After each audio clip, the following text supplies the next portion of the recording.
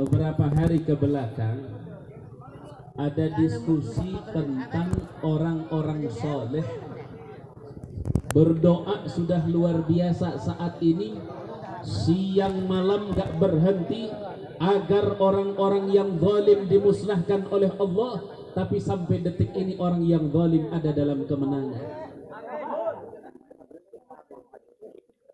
Ini muncul satu dua orang yang memiliki pemikiran bahwa saat seminggu, sebulan dia berdoa namun tidak ada hasil, dia sampaikan dan dia katakan doa kami tidak diijabah oleh Allah. Ini kesalahan fatal Bapak Ibu yang dirahmati oleh Allah. Kenapa saya katakan ini kesalahan fatal? Coba kita bercermin dari sejarah Fir'aun, dari sejarah Nabiullah Musa alaihi salam. Kurang apa Nabi Musa alaihi salam berdoa kepada Allah dalam kondisi kelaparan, 3 hari 3 malam beliau nggak dapat makan, dalam kondisi pelarian, dikejar oleh Fir'aun dengan bala tentaranya, dalam kondisi dizalimi, beliau terus berlari dan terus bersembunyi. Dikala itu beliau sampai ke Madian, Nabi Musa alaihissalam mengangkatkan kedua tangannya. Apa yang dikatakan Nabi Musa? Kata Nabi Musa, Allahumma ahlikil fir'auna wa junuda. Ya Allah, binasakan yang namanya Fir'aun dengan bala tentaranya. Nabi Musa ngangkatkan tangan lagi di Madian, ya Allah, binasakan Fir'aun sama bala tentaranya. Ngangkatkan tangan lagi, ya Allah, binasakan Fir'aun sama bala tentaranya. Ini raja-raja yang zalim, pemerintah yang zalim, hancurkan ya Allah. Kita hanya diperintahkan oleh Allah, ud'uni, berdoalah engkau kepadaku untuk masalah ijabah, jangan Anda ikut campur, karena itu betul-betul murni ada di dalam kekuasaan Allah Subhanahu. Sudah, makanya ibu-ibu baru minta seminggu 2 minggu tadi ijabah geus eureun ngadoakeun. Ya Allah, mudah-mudahan putra abdi teh sing meunang pada melang. Ngelamar tuh anaknya ke sono kemari, ditolak, pas lempang dihandap nabuh motorna karena susukan. Cek budak, cek indung budak, nak, sudahlah, ayo kita datang ke rumah kiai, kita minta doa biar engkau dapat usaha, dapat kerja. Berangkat ke rumah kiai, datang ke Ustadz siapa namanya? Ustadz Deni. Datang ke Ustadz Deni. Ustaz Deni, iya bu, ada apa bu? Anak saya nggak kerja malah cari lamro, jatuh dia. Kata Ustaz Deni, oh gampang yang gawe mah, gampang. Mana budak mana dia? Calap, mabok tak budak. Kata Ustaz Deni, ya sudah ibu, urusan doa mah, urusan masalah kerja Allah yang ngatur, rezeki Allah yang ngatur. Cuman ada wirid nih dibaca aja. Waqiah setelah asar dibaca. Salat duhanya jangan berhenti dibaca. Kemudian baca ya Razzaq ya Fattah ya Khaliqul Akbar, baca 115 kali. Digedar ku indung mah, digedar sama anak-anaknya. Wadoa terus, wadoa saminggu lewat eta budak teu gawe-gawe. Anu aya motorna hiji-hiji na leungit. Langsung eta ibu-ibu, wah iya kiai Ustaz Deni eta cerut mere doa. Ya doa sigana doa paranting ngaleungitkeun motor. Ya. Itu manusia diuji sama Allah baru seminggu, permohonannya belum ada udah nyerah, sebulan belum ada nyerah, setahun udah berani nyalahin Allah. Emangnya enggak sedikit orang muslim mengatakan Allah pelit sama saya. Orang nggak pernah sholat dikasih mobil, saya sering duha nggak pernah Allah kasih mobil. Ada nggak yang begitu? Ada. Itu penyakit. Gimana orang Islam mau maju? Disalahin Allah. Nabi Musa 40 tahun permohonannya baru dikasih sama Allah. Apakah terlintas di hati Nabi Musa bahwa Allah tidak menolong, tidak mengijabah sosok Nabi Musa? Enggak begitu ibadah Allah. Makanya pantang mundur sekarang mau deh. Doa mantepin sudah, jangan kalah habis sholat jangan bangun itu assalamualaikum salam bergubuk.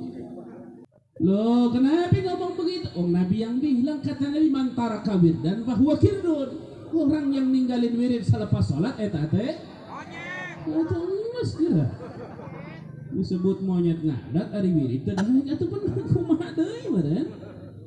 Ya Rabbal Alamin. Makanya mudah-mudahan orang Panyarang khususnya Perispa nih, mudah-mudahan baca wiridnya istiqomah, amin. Mana anak mudanya? Coba anak muda, pengen lihat suaranya anak muda, kepalin tangannya ke atas. Mana anak mudanya? Anda mau kasih wirid di mana anak muda nih? Tangannya ke atas. Tangannya ke atas anak muda. Ikuti bareng-bareng khusus anak muda. Ini entong bising pae. Bising terkuat ini. Ayo anak muda baca la ilaha illallah al-ma'bud fi kulli makan. Budak orang sigan ini. Kesepuhan Abi Haji Tajudin. Ieu muludan sistemna ke tahun hareup rajaban robah carana dong kieu. Subuhan heula budak ngora ku sangu sing kapina. Geus. Alolor sugan budak. Ya Rabbal Alamin. Masyaallah. Adalah kita berdoa sama Allah, mudah-mudahan semuanya panjang umur, sehat walafiat. Amin. Lanjut apa enggak nih? Lanjut apa enggak nih? Masya Allah. Kita lanjut sedikit lagi lah. Kata ada penceramah inti kita selepas ini insya Allah. Jadi para jamaah saya ulangi, jarak Nabi Musa dalam berdoanya dengan kehancuran Fir'aun itu 40 tahun. Jadi para pemuda, para asatid, para kiai, para habaib yang mendoakan ketidakadilan dan kezaliman agar dihancurkan ternyata belum hancur-hancur. Anda jangan berburuk sangka terhadap Allah. Anda jangan berburuk sangka terhadap diri Anda, tapi berbaik sangkalah kepada Allah, karena Allah lah yang maha menentukan waktu yang tepat kapan orang-orang yang zalim akan dihancurkan oleh Allah Subhanahu wa ta'ala. Yang terpenting kita jangan ada di kelompok orang zalim. Yang terpenting kita jangan ada di barisan orang-orang yang dibenci oleh Allah gara-gara mereka punya sifat zalim. Makanya Allah katakan dalam firman-Nya melalui hadis kursinya, inni haramtu dzulma ala nafsi wa ja'altuhu bainakum muharraman fala tadzalamu. Sesungguhnya aku telah mengharamkan kezaliman untuk diriku. Artinya innallaha la yadzlimun nasa syai'a. Enggak akan pernah Allah menzalimi manusia. Maka saat Allah menzalimkan dirinya, mengharamkan kezaliman atas dirinya, Allah pun mengharamkan kezaliman atas manusia. Jadi makanya sholawat yang biasa dibaca itu apa? Wasgilil zalimin bil zalimin, tolong serentak di masjid-masjid baca-baca lagi itu. Jangan diberhentikan. Anak-anak muda di Panyarang baca lagi itu sholawat tuh. Allahumma salli ala sayyidina Muhammad wa ashghil bil zalimin wa akhrijna bis salimin wa ala wa sahbihi. Itu tolong dibaca lagi. Kita ini di zaman agak ribet para jamaah. Makanya ibu-ibu Siti Masitah tuh jatuh sisirnya dia langsung baca nama Allah. Dilaporkan ke Fir'aun, wahai Abah Masitah, dia menyebutkan nama Tuhan Musa. Dia sudah enggak mau lagi menyembah engkau wahai Abah. Jadi Fir'aun ngaku Tuhan. Kata Fir'aun, tangkap yang namanya si Masitah, ditangkap Masitoh, diancam keluarganya agar kembali menyembah Fir'aun. Kalau tidak, mereka digoreng hidup-hidup. Singkat ceritanya, digorenglah mereka hidup-hidup para jamaah rahimakumullah. Anda tahu saat Isra dan Mi'raj Nabi Muhammad, beliau Nabi Muhammad mencium wewangian minyak misik yang indah luar biasa. Sampai baginda Rasulullah mencium wewangian itu sambil beliau bertanya kepada Jibril alaihi salam, "Ya Jibril, dari mana ini wewangian datangnya wahai Jibril?" Maka Jibril alaihi salam pun menjawab, "Ya Rasulullah, wewangian ini muncul dan keluar daripada kuburan Masyitah." Rasulullah sallallahu alaihi wasallam bertanya, "Siapa Masyitah?" Diceritakanlah oleh Jibril alaihi salam bagaimana Masyitah berjuang dan mempertahankan syariat.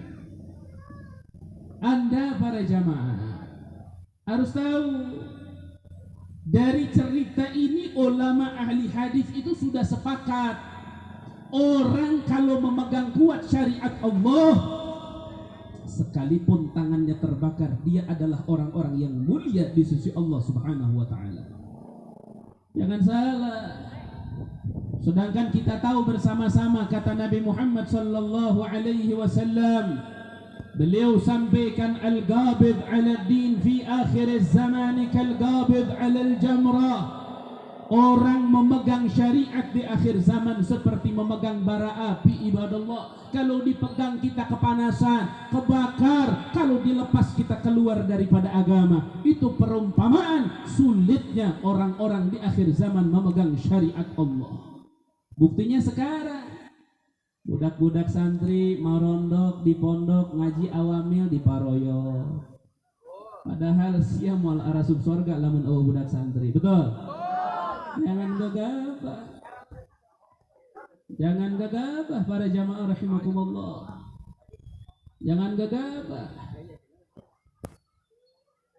Di zaman orang sibuk dengan elektronik, budak santri jeung jurmiyah ulang-ulang nasoroyan surun nasran bahwa nasirun wadah kaman surun unsur latan surman surun mansurun min surun. Ayo we ta budak, ayo lain mah geus tarik toka udah main ini main repot. Para jamaah dengerin, di akhir zaman itu memegang agama seperti memegang bara api panas. Namun Anda harus tahu, orang-orang yang mempertahankan syariat di dalam tangan dan kehidupannya, dialah orang-orang yang dijamin keselamatannya oleh Allah Subhanahu wa ta'ala. Makanya mudah-mudahan kita semuanya dijadikan oleh Allah sebagai orang-orang yang kuat di dalam memegang syariat dan siap memperjuangkan syariat. Amin ya rabbal alamin. Contoh, di antara syariat yang dibawa oleh baginda Nabi Muhammad, yaitu ibu-ibu wajib menutupi aurat dan bapak-bapak juga wajib menutupi aurat.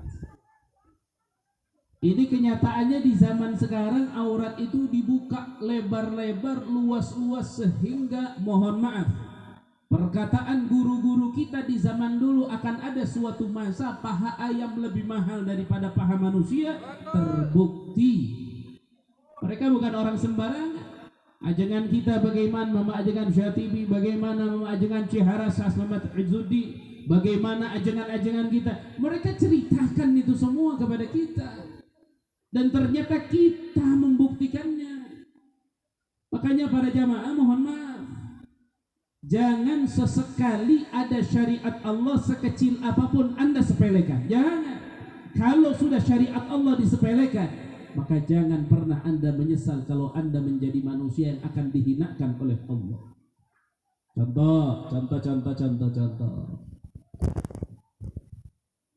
Nabi sallallahu alaihi wasallam dalam hadisnya beliau berkata, "Man 'azzama an-nisaa fahuwa 'azimun."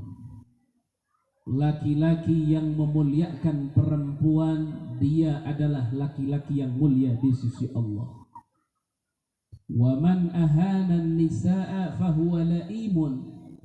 Dan laki-laki yang menghinakan perempuan, dia adalah manusia hina di hadapan Allah. Sekarang muncul laki-laki sakarap namanya, ya, sampai perempuan dihina, ditempeleng, diiniin. Na'udzubillahi min dzalik. Jangan sesekali syariat Allah dilanggar. Makanya para jamaah rahimakumullah, saat Siti Masyitah menjaga kuat betul-betul syariat Allah, saat itu beliau dimuliakan oleh Allah sampai kuburannya keluar wewangian yang luar biasa.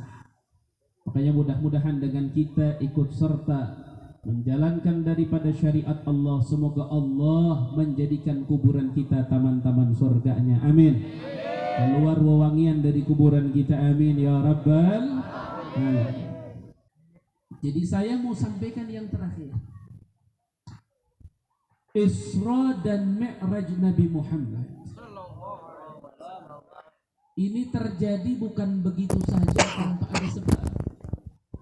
Tahun 621 Masehi, Nabi Muhammad dimuliakan oleh Allah dengan Isra dan Mi'raj.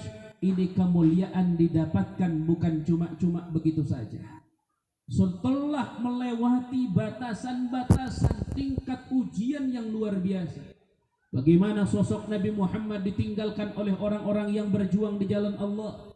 Bagaimana Nabi Muhammad terus dicaci maki dan dihina-hina. Bagaimana sabarnya Nabi Muhammad di dalam menjalankan ujian dari Allah, membuahkan hasil yang luar biasa. Makanya ibadah Allah, Anda setiap malam baca surat Al-Mulk.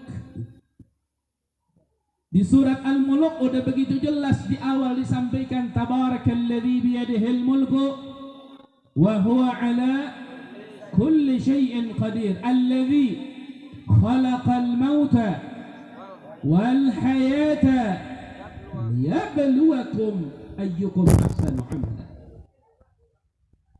Jadi Allah menciptakan hidup dan mati ini untuk menguji manusia. Kita ini diuji sama Allah. Tinggal nanti dilihat siapa yang lulus dari ujiannya, siapa yang sabar menjalaninya, siapa yang tangguh mengikuti daripada ujian tersebut. Dialah orang-orang yang keluar dengan keberhasilan dan kemuliaan dari Allah Subhanahu wa ta'ala. Makanya para jamaah, saya teringat tentang firman Allah yang diturunkan di bulan Sya'ban. Jadi para jamaah, saya mau sebutkan satu persatu beberapa hal yang besar yang terjadi di bulan Sya'ban agar Anda tahu. Yang pertama yang terjadi di bulan Sya'ban itu adalah tahwilul qiblah. Pindahnya kiblat umat Islam yang tadinya menghadap Baitul Maqdis akhirnya dipindahkan ke Baitullahil Haram. Itu terjadinya bulan Sya'ban persis pada hari Selasa. Makanya umat Islam semenjak sholat diwajibkan oleh Allah menghadap ke Baitul Maqdis itu hanya 1 tahun 5 bulan 3 hari. Beres itu dipindahkan. Makanya di Madinah sampai detik ini kita bisa melihat ada masjid kiblatain, masjid di mana awal mula menghadap Baitul Maqdis, di situ diturunkan perintah untuk menghadap ke Baitullah. Makanya Allah berfirman dalam Al-Qur'an, "Qad nara taqalluba wajhika fis sama, falanuwalliyannaka qiblatan tardaha, fawalli wajhaka syatral Masjidil Haram." Jadi yang pertama di bulan Sya'ban terjadi pemindahan kiblat dari Baitul Maqdis ke Baitullah. Yang kedua yang terjadi di bulan Sya'ban ini yang gak kalah luar biasanya lagi adalah turunnya perintah sholawat dan turunnya kabar bahwa Allah dan Nabi bersalawat, bahwa Allah dan malaikat bersalawat kepada Nabi. Jadi itu ayatnya populer, anak-anak santri sering baca pas marhabaan, benar tidak? Marhabaan baca ada? Marhabaan baca ada?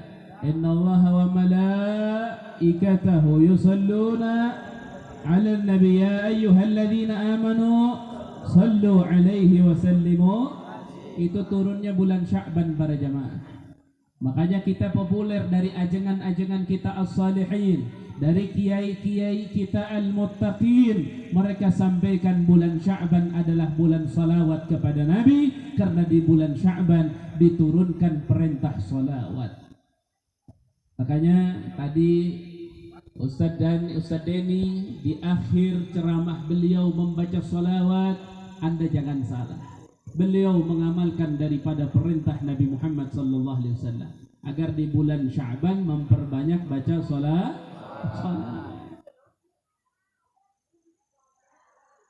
Imam Al-Asfihani beliau menceritakan tentang Imam Syafi'i. Imam Syafi'i meninggal dunia dimimpikan oleh muridnya.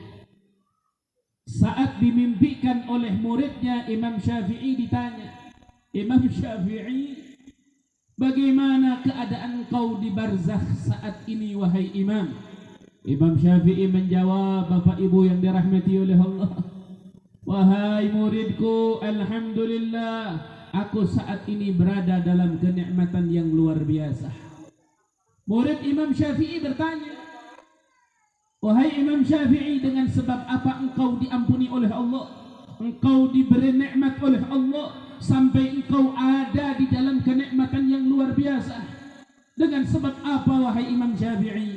Imam Syafi'i rahimahullah wa radhiyallahu ta'ala anhu, beliau menjawab, kata beliau, aku dapat kenikmatan dari Allah gara-gara aku menulis dan membaca sebuah salawat yang enggak pernah dibaca dan ditulis oleh orang sebelum aku. Aku tulis salawat itu di dalam kitabku yang berjudul Ar-Risalah. Para ajengan kita sudah pada tahu semuanya, kiai-kiai kita, terutama orang-orang yang alim di kampung kita. Kitab Ar-Risalah, di situ dicatat sebuah salawat, Allahumma salli ala sayyidina Muhammad wa ala ali sayyidina Muhammad adada ma dzakarahu adh-dzakirun wa adada ma ghafala an dzikrihil ghafilun. Ternyata dengan sebab satu salawat ini Imam Syafi'i diberikan keselamatan oleh Allah Subhanahu wa ta'ala. Makanya mudah-mudahan kita pun ikut membaca salawat dengan habaib kita, dengan ajengan kita. Mudah-mudahan kita pun jadi ahli surganya Allah. Amin. Bapak-bapak, ada yang pernah ziarah ke Gresik nggak? Ada yang pernah ziarah ke Gresik? Oh, pernah ikut ziarah ke Waliullah di Gresik? Pernah. Seorang aulia, seorang keturunan Nabi, dzurriyyatun Nabi, yang bernama Al-Habib Abu Bakar bin Muhammad bin Umar As-Saggaf, sahib wali Gresik. Itu Habib Abu Bakar Gresik pernah cerita, ada seorang ulama dari Baghdad. Ini ulama dari Baghdad yang bernama Al-Qadi Abdullah Al-Baghdadi. Beliau pernah bermimpi ketemu dengan Rasulullah sallallahu alaihi wasallam. Saat bermimpi bertemu dengan Rasulullah sallallahu alaihi wasallam, ini Syekh Baghdadi ini melihat Nabi sedih. Akhirnya Syekh Baghdadi berbicara kepada Nabi Muhammad, ya Rasulullah, ada apa engkau ini terlihat sedih? Kemudian Rasulullah sallallahu alaihi wasallam beliau menjawab, wahai Syekh Abdullah Al-Baghdadi, aku sedih karena hari ini ada umatku 1.500 orang meninggal dunia yang husnul khotimah cuma 2. 1.500 meninggal yang husnul khotimah cuma berapa? Cuma 2. Akhirnya Syekh Abdullah Al-Baghdadi minta kepada Nabi Muhammad agar ditunjukkan hal-hal yang menyebabkan husnul khatimah. Diberikanlah oleh Nabi zikir-zikir, aurat-aurat yang saat dibaca maka kita akan mendapatkan husnul khatimah. Makanya kalau kita ngaji terlalu panjang lebar ke sana sini, barang yang penting setiap hari kita tinggalkan. Anda nggak usah bingung mikirin bagaimana itu laut dibelah, bagaimana tuh laut dikembalikan, bagaimana tuh Fir'aun dibawa, bagaimana, nggak usah repot sampai ke sana. Anda cukup pikirkan, Anda hari Jumat kalau habis salam baca dulu nggak tuh wirid sama Ilahil Asturi? Baca nggak? Hati-hati yang langsung jalan berarti yang kenceng atuh. Habis salam nggak baca wirid dulu berarti ini ada yang kirun, ada yang monyet. Ya sudahlah, kita ikut aja. Cuman kan bapak-bapak, ini khususnya santri, saya titip pesan. Santri, calon-calon penerus para ajengan, saya titip pesan, tolong dicatat. Anda jangan fokus banyak berdebat ngurusin masalah mukhtalaf, masalah yang berbeda pendapat, satu sama lain ingin menjatuhkan, padahal itu perkara mukhtalafnya di dalam ilmu fikih. Gak usah, karena terlalu fokus ngurusin masalah khilafiyah, akhirnya kemungkaran-kemungkaran yang mujma' alaih itu dibiarkan begitu saja. Jadi jangan, kecuali kalau ikhtilafnya dalam bab akidah, itu mah jangan dibiarkan, harus diselesaikan. Masa iya ada yang ngomong Allah punya tangan seperti kita, Allah punya kaki seperti kita, ini mah harus dilawan, gak boleh dibiarin. Kenapa? Udah jelas dalam firman Allah, laisa kamitslihi syai'un. Tidak ada yang menyerupai Allah sesuatu apapun, gak bisa. Makanya saat ada orang mengatakan bahwa Allah berada di atas singgasana di Arasy, itu adalah satu permasalahan yang harus diselesaikan. Kenapa? Karena Allah tidak membutuhkan kepada tempat. Sayyidina Ali bin Abi Thalib, sahabat Nabi, beliau sampaikan begini, kata beliau, Allahu kan haitsu kan qabla khalqil makan wa ba'da khalqil makan kana kama kan. Ada santri yang hafal ada? Ada santri yang hafal? Lebih naon lebih? Santri Ustaz mau hafal gitu makan ya dan bersalam ada. Ayam makan nantinya gitu ceramah. Ustaz mau masih lama, nanti kiai juga masih lama, nih makan kapan? Sayyidina Ali bin Abi Thalib radhiyallahu ta'ala anhu, beliau katakan Allahu kan, Allah itu ada. Haitsu kan, sebagaimana adanya Allah, qabla khalqil makan, sebelum Allah ciptakan semuanya. Wa ba'da khalqil makan, dan setelah Allah ciptakan tempat dan seisi-isinya, kana kama kan, keberadaan Allah itu enggak berubah sedikit pun.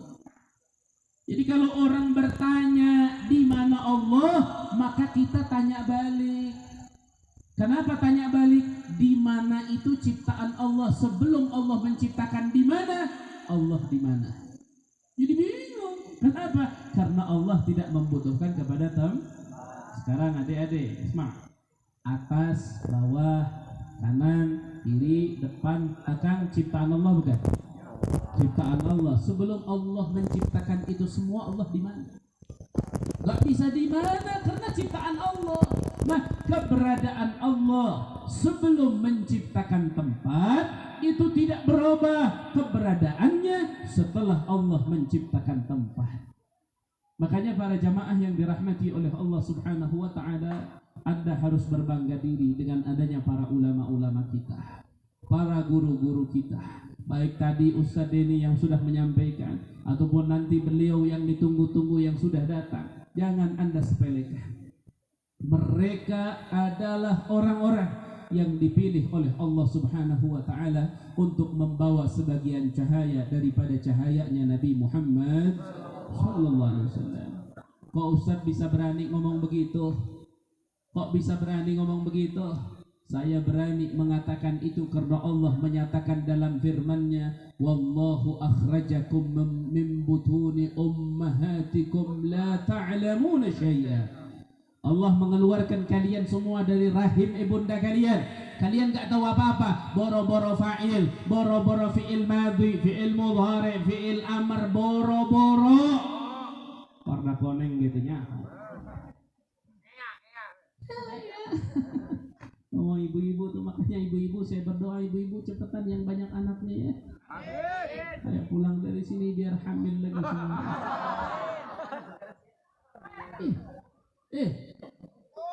Awas loh, jangan nganggap sepele saya ngedoain biar banyak anak. Orang lamun anak orang seetik, anak monyet ngeloba. Aduh, Orang Cina narumpuk, orang kafir narumpuk, Yahudi narumpuk, Muslimin saeutik. Itu yang orang Muslim anak baraha. Tos seueur cenah Pak Ustaz, sabaraha seueur teh? Anak tilu seueur anjing sia mah tilu mah. Tambahan hayo ganjangan, badar terus. Maksudna gedar ibadah. Badar ibadah.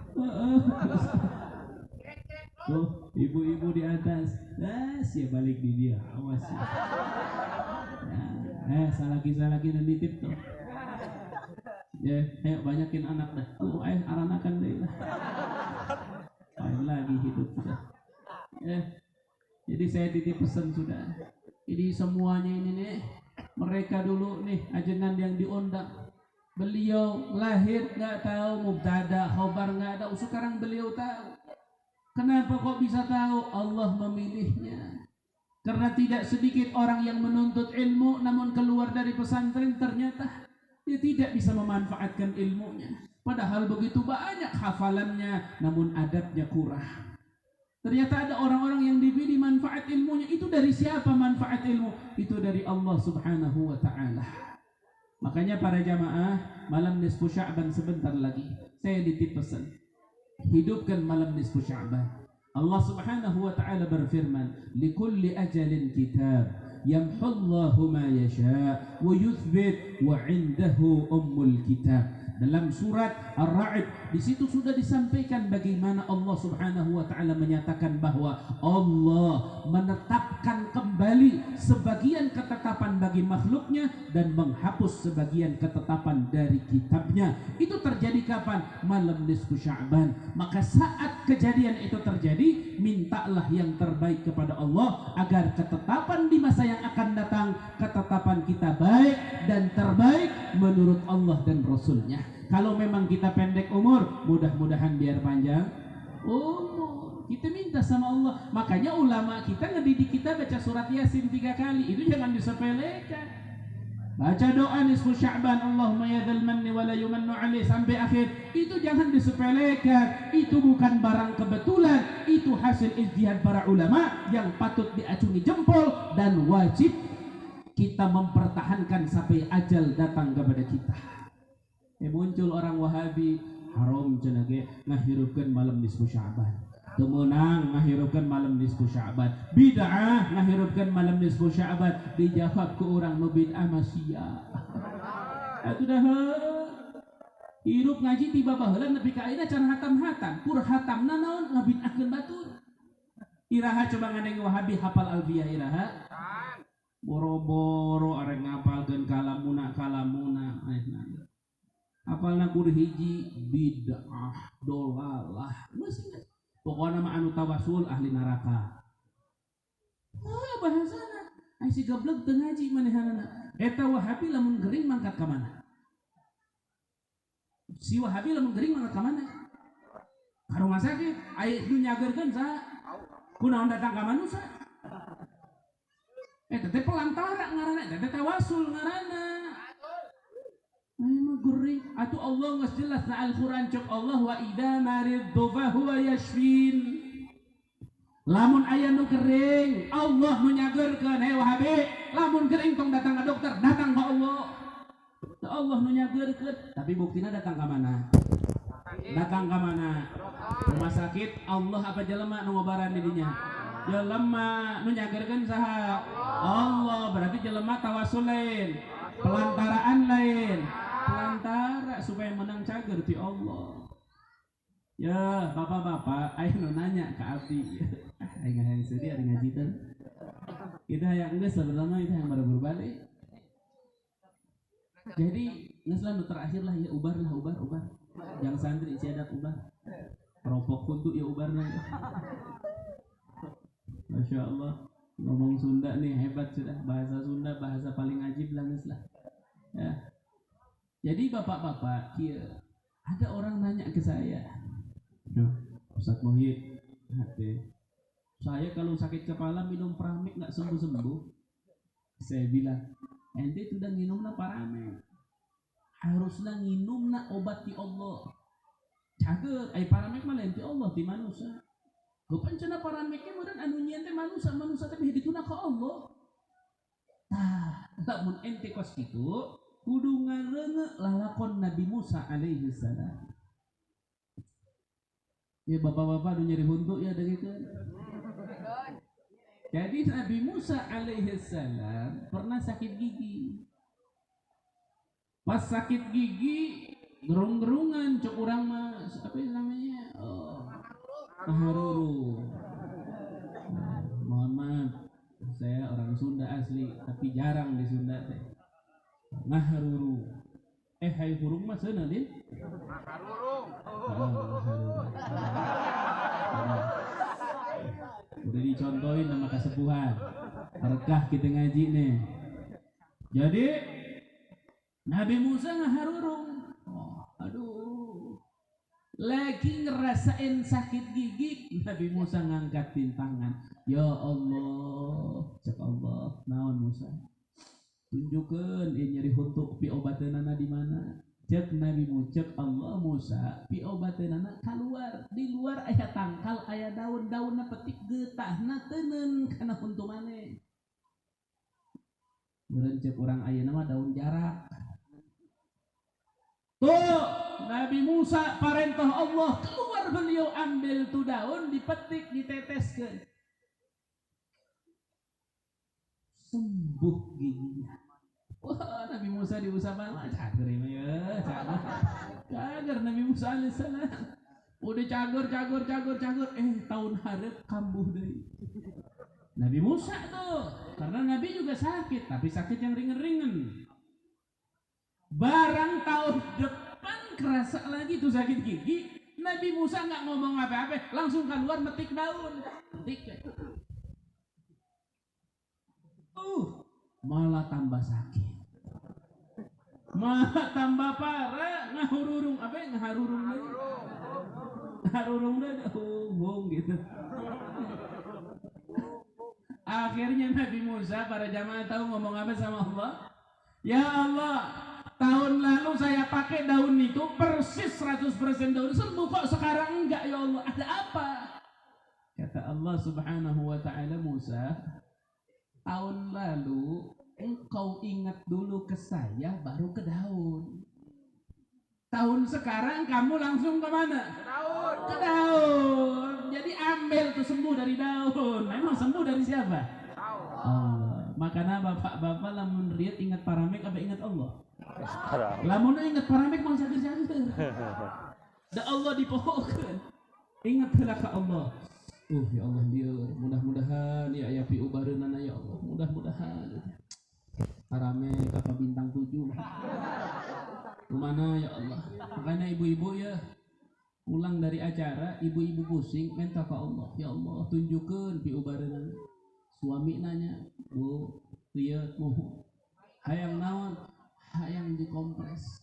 Kunaon? Ku duit sakepok. Tembuhan loh pada bulan bari-bari. Masya Allah. Makanya mudah-mudahan kita semuanya diberikan oleh Allah syariat yang benar, mengikuti ahlu sunnah wal. Ada guru-guru kita, lihat di Ciboko, di sini, di sana, Caringin, di Ajangan Saiful Islam. Wah, banyak guru kita sudah semuanya dalam koridor yang benar ahlu sunnah wal jamaah. Beda-beda dikit biasa, itu mah ikhtilaf. Ustadz Muhi nggak ngerokok, kiai itu ngerokok, itu mah biasa. Ustadz Muhi tengah rokok tuh bukan? Benar nggak? Panitia atau hidung? Sarule itu udah panitia. Yang lain ngerokok dibere, bermawa di imana. Ya, itu masalah sepele, jangan dijadikan perdebatan. Ya, kita kedepankan persatuan karena Allah. Ulama-ulama kita saat ini sedang berjuang dengan dakwah dan doanya. Jangan sampai kita anak muda justru di belakang mengotori daripada perjuangan ulama-ulama kita. Dukung terus ulama kita, hormati ulama kita, takzimlah kepada guru-guru kita, siapapun mereka, bukan karena mereka kita memuliakan, namun karena Allah lah kita memuliakan para ulama. Saat itu dilakukan dan terjadi, maka kita akan menjadi manusia-manusia yang dimuliakan oleh Allah Subhanahu wa ta'ala. Baik, para jamaah yang dirahmati oleh Allah, titipan pesan-pesan mungkin sudah selesai. Masih banyak sebenarnya yang ingin saya sampaikan, namun guru kita sudah sampai, dan guru kita yang tadi menyampaikan juga sudah luar biasa. Mungkin saya ambil cukup sampai di sini saja. Insya Allah mudah-mudahan apa yang disampaikan menjadi ilmu yang bermanfaat. Dan yang terakhir saya titip pesan, tolong terus doakan Habib Rizik, doakan para ulama, doakan para guru-guru. Saya ulangi lagi, beda pendapat antara guru, pendapat furu' cabang fikih itu biasa. Jangan sampai Anda terbawa akhirnya benci kepada ulama yang mereka pewaris Nabi. Perbedaan pendapat antara ulama itu biasa, karena itu hanya perbedaan pendapat dalam dalil, tidak berselisih dalam hati, tetap mereka pewarisnya Nabi Muhammad SAW. Makanya banyakin doa, banyakin minta sama Allah agar ajengan-ajengan kita panjang umur, sehat wal afiat. Amin ya rabbal alamin.